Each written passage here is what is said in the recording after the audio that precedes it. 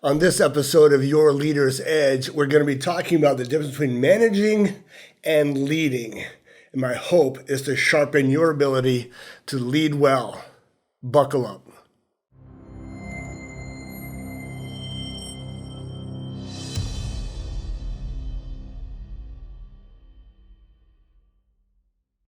The title of today's episode is Don't Manage, Lead. There's a big difference between managing and leading. People often get them confused, and today we're going to look at 4 characteristics of leaders as opposed to managers. But I want to start off with a story. As I've shared before, I'm a student of history, I'm a student of leadership. I try to look for leadership lessons everywhere I go. And years ago, I was reading on the Civil War, and I came across the Battle of Little Round Top. This is part of the larger Battle of Gettysburg. The Gettysburg battle was the turning point battle in the Civil War, where inside of Gettysburg, there was another battle that was the turning point of Gettysburg.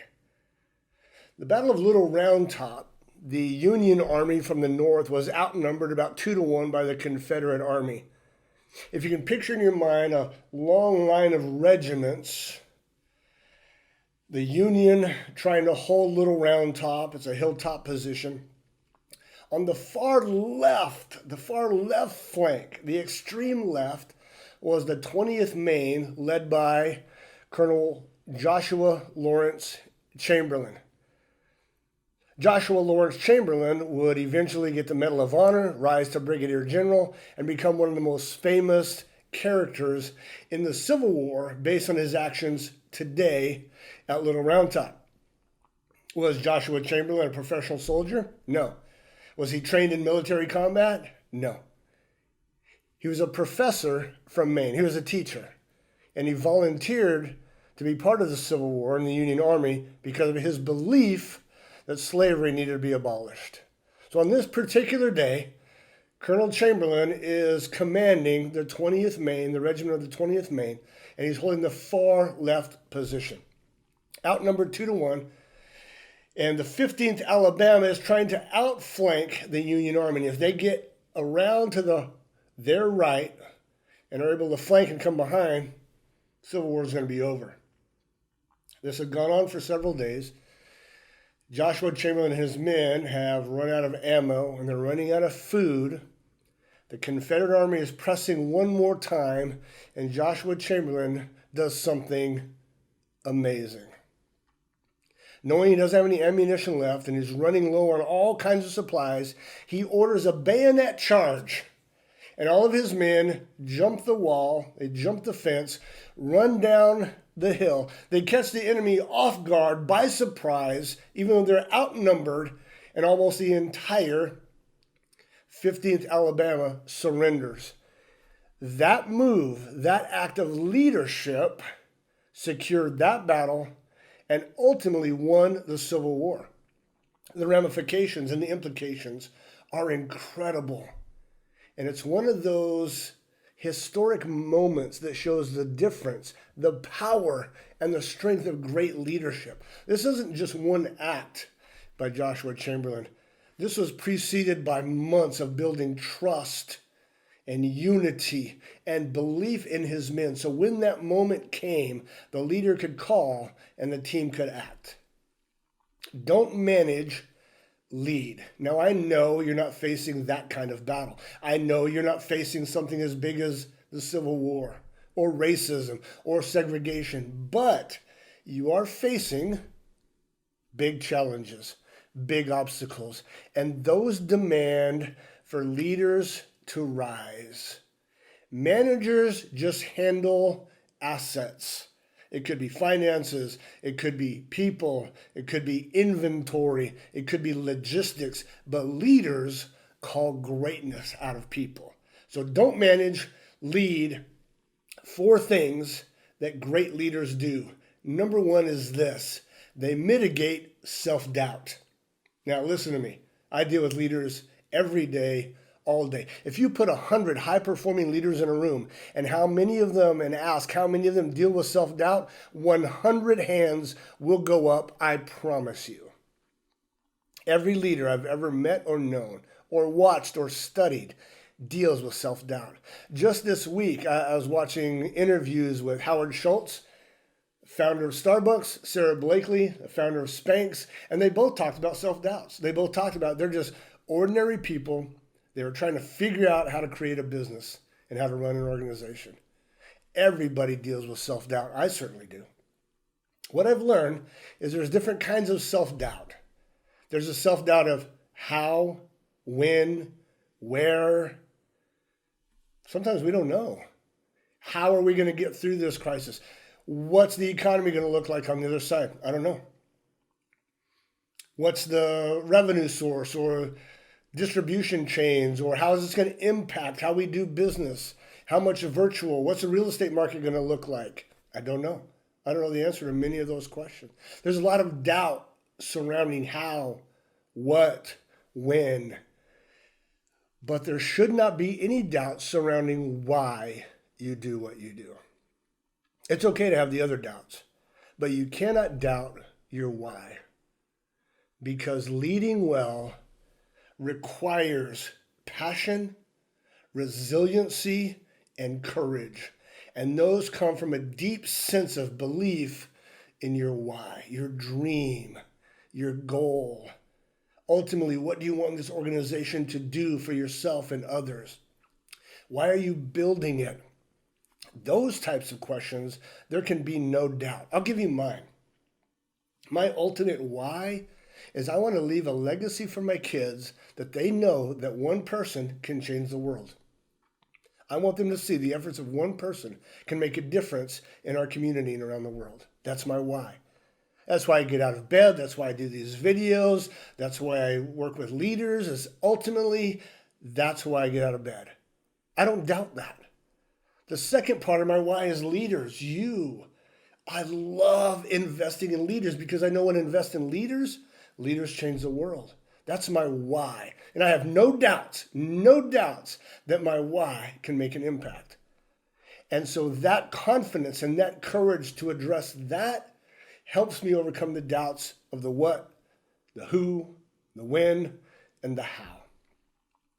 So leaders, get cemented on your why. If you haven't discovered it, if you don't know why you do what you do, figure it out. Once you lock that down, then all the other self-doubts, they tend to shrink in the distance. Okay, so great leaderships mitigate self-doubt, especially the doubt over the why. The second thing is this: great leaders think team.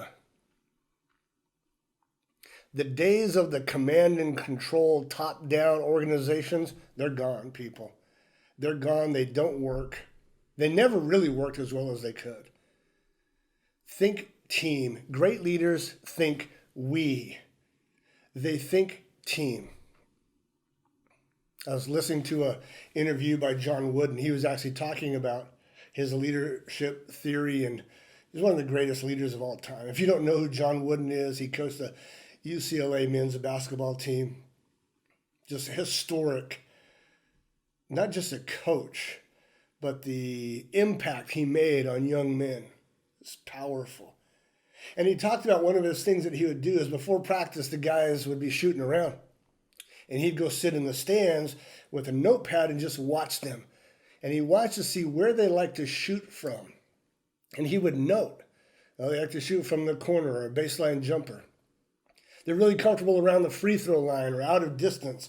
They really prefer going right over going left. And he would jot this down. And then he would design plays that brought out the strengths of those players. And he would design plays that helped players help other players. He was constantly thinking how he could improve how his team worked together. This is what great leaders do. Great leaders don't just think, what can these people do for me? Because they realize, I want you to realize, everybody around you, they have dreams themselves. They would love vacations, to buy a house, send the kids to college. They have dreams. And when you can tap into their dreams and help them succeed and find their sweet spot on the court, when you help figure out their strengths and make those strengths better and help them work together with others, when you can do that, you're on your way to great leadership. That's what great leaders do. They spend a tremendous amount of time analyzing the team and figuring out how to help the team win together. It's not just a bunch of individual players.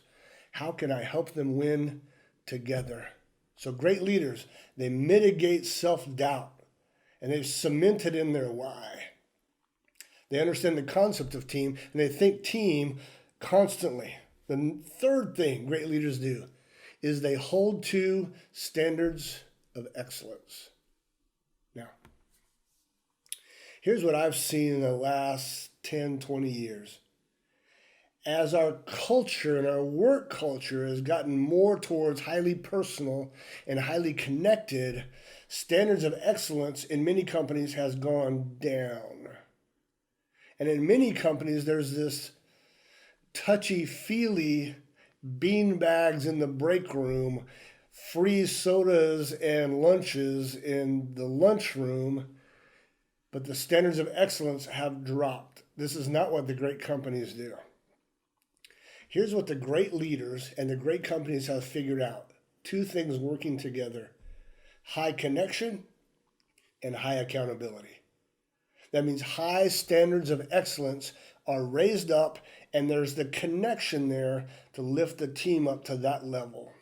Listen, if you are not clearly speaking and holding people to a high standard of excellence, you as a leader are part of the problem.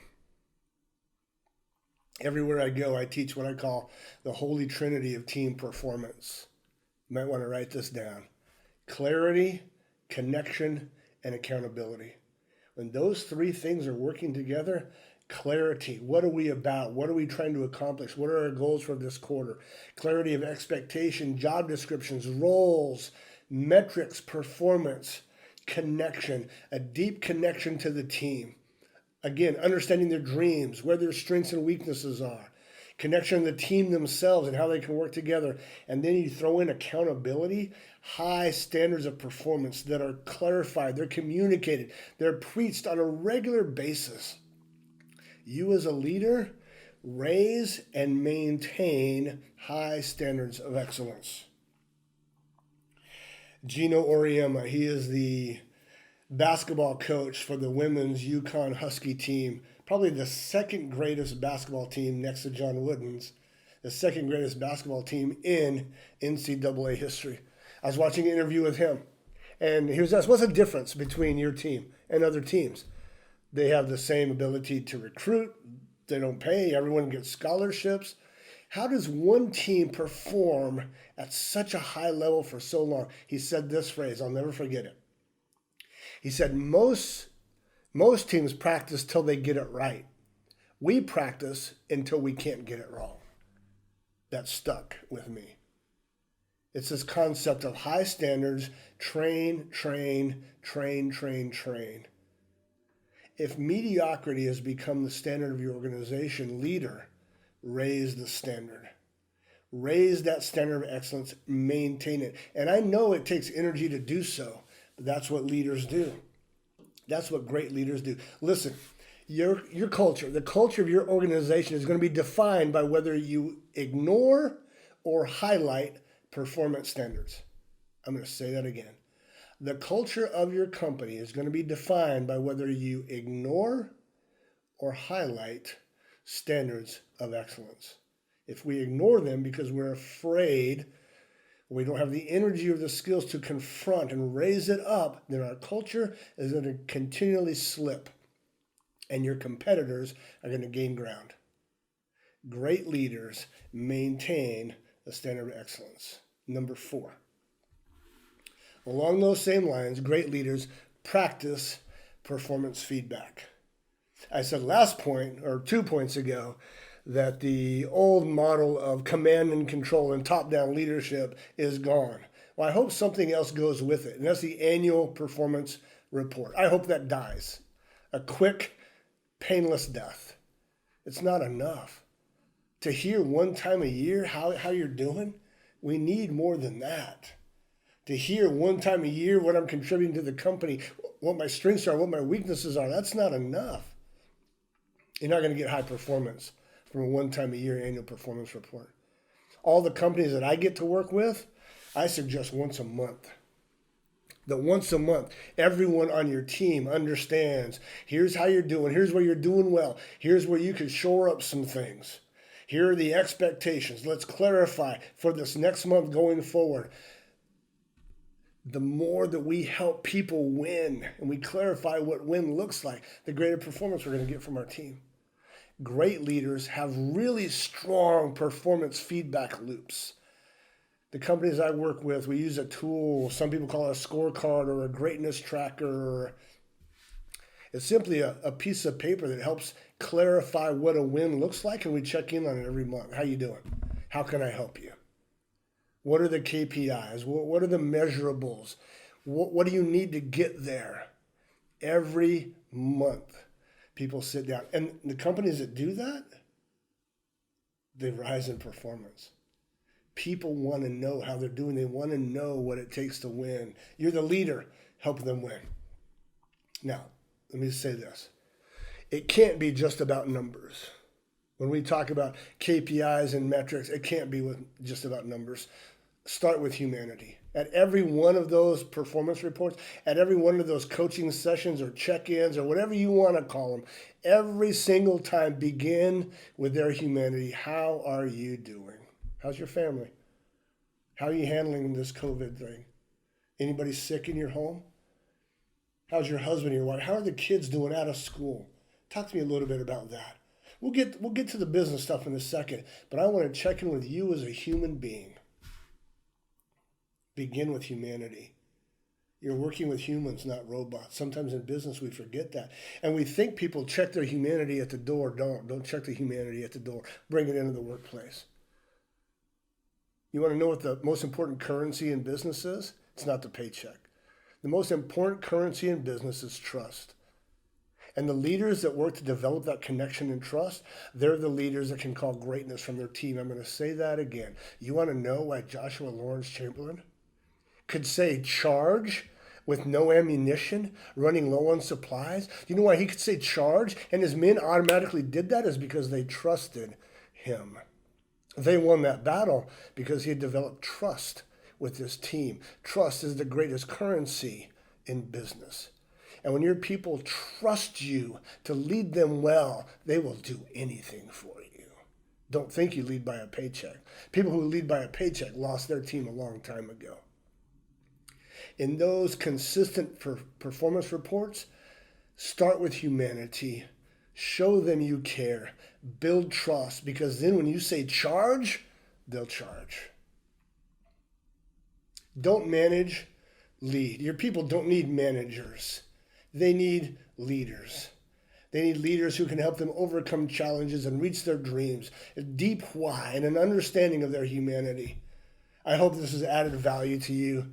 Thank you for taking the time to join me. My name is H.R. Huntsman, and this is Leader's Edge. Now go lead well.